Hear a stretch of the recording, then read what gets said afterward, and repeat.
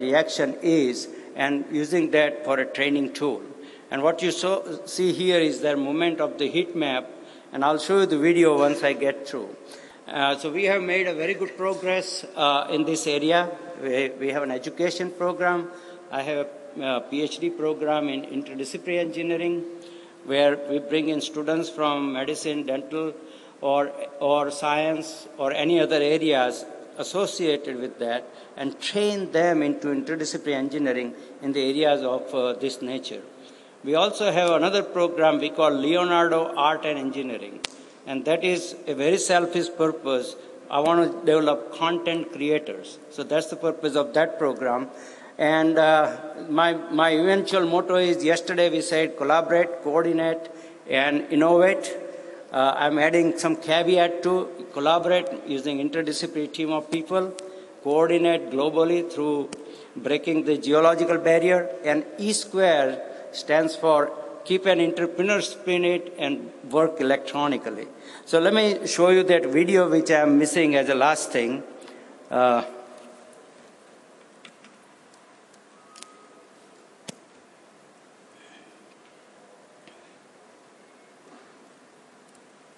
Yep.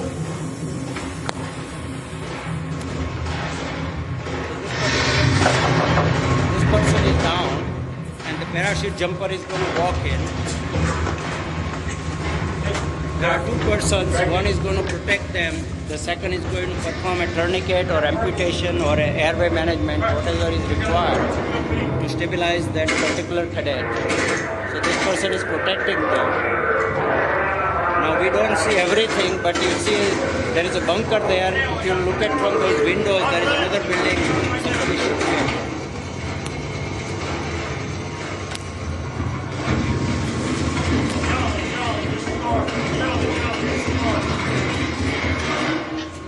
We have located Jack. We have located Jack. We got hostile. Stand by.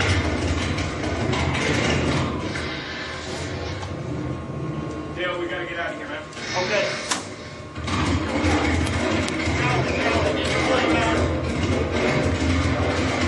But anyway, if anyone is interested, my email address is bsoni@uab.edu, and I'll be happy to talk to you about that. In interest of time, let me cut this short. Thank you.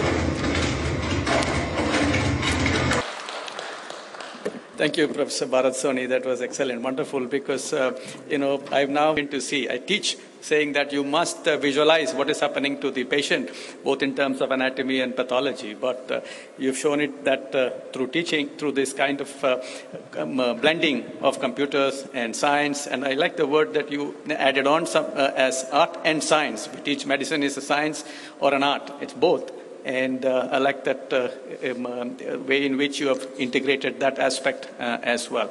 Thank you, Professor Bharat Soni. Now, as our next speaker, I would invite Professor Evelyn Barham-Cloutier. She's a professor of pharmacology, but she's from the American Medical Foundation, Philadelphia, USA. I think she's one of the most experienced educators that I know of. And she's had extensive experience, and she has designed several peer review models in virtually every specialty. And then they said, no, when you're a lawyer, you get 12 minutes and 3 minutes for cross-examination. So I look forward to that when I'm done. Do I need that open? Because I just want your PPT, ma'am, so that it can come on the screen. Well, I don't. I can't see because it's. Once you on it, then close. Oh, okay. All right. I'm sorry.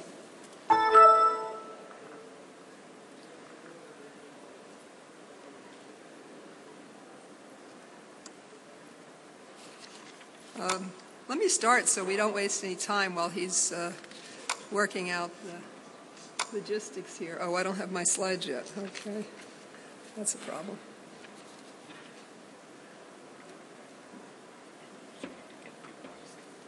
No, okay, but I would like to have the slides.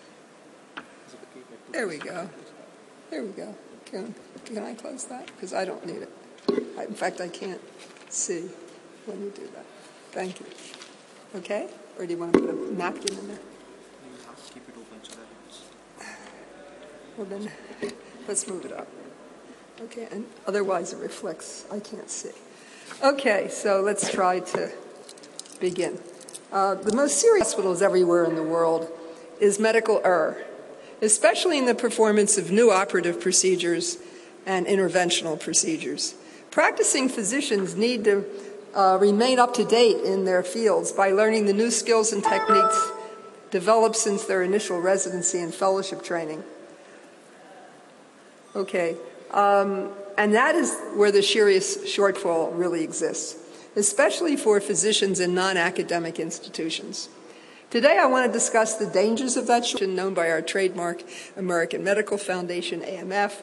We were founded in 1987 by National Specialty Society and Healthcare Organization leadership to provide a fair and independent peer review of physicians and other departments. For the last quarter of a century, AMF has provided prominent educators from leading academic institutions to assist both community and other university hospitals in addressing quality of care. We have performed over 3,000 impartial medical peer reviews of physician competency involving many more than 12,000 practicing physicians from all 50 states across the nation. Our peer review process has included tens of thousands of chart reviews and hundreds of site visits, and we have brought internationally acknowledged experts directly, when possible, into the institutions being examined to help individual physicians, groups of physicians, entire specialty departments, which we've actually helped reorganize. As a result, AMF has acquired an in-depth overview of the problems that exist in healthcare today. And most importantly, our reviewers have provided a variety of solutions to overcome these problems. Our experts go beyond just being advisors to the peer review physicians. We actually go to the institutions when necessary and observe them, watching their technique and commenting afterwards, sometimes during. And there's a legal issue there sometimes. And oftentimes the community physician or another university physician is invited back to the Mentor's institution to observe the mentor in their performance. And this approach has been a major key to our success in fostering quality improvement. In the 25 years of work, AMF has identified, however, one particularly disturbing recurring problem, and that is the utilization of new technologies. Due to the great advance of medical technology in today's world, proceduralists are performing new operations and new procedures using new technological means that have been developed long after the residency and fellowship programs. So these people have inadequate training because there are no programs today for practicing physicians to learn them back in an academic setting. Typically, the community surgeon, to learn a new procedure, it goes for a weekend course to usually a hotel. I call it the Holiday Innus Universitas, where the device manufacturer will give him a 4-hour course, or a National Specialty Society meeting where occasionally a wet lab consisting of practice on animal parts is offered as the procedural experience. While training offered in these brief courses is often meant to be merely an introduction to technical learning, they offer certificates of competency, and they too often are given to hospitals which grant immediate credentials. This is followed, unfortunately, by the onslaught of medical error. Hospitals are competitors. That will be a surprise to no one in this audience today. In addition to patient pressure for the latest procedures, hospitals compete. So every hospital is interested in being the first one to offer a new procedure or a new technology. So the medical staff and hospital become complacent in permitting physicians to perform new procedures because they really have any adequate experience. Sadly, this billboard dots American highways.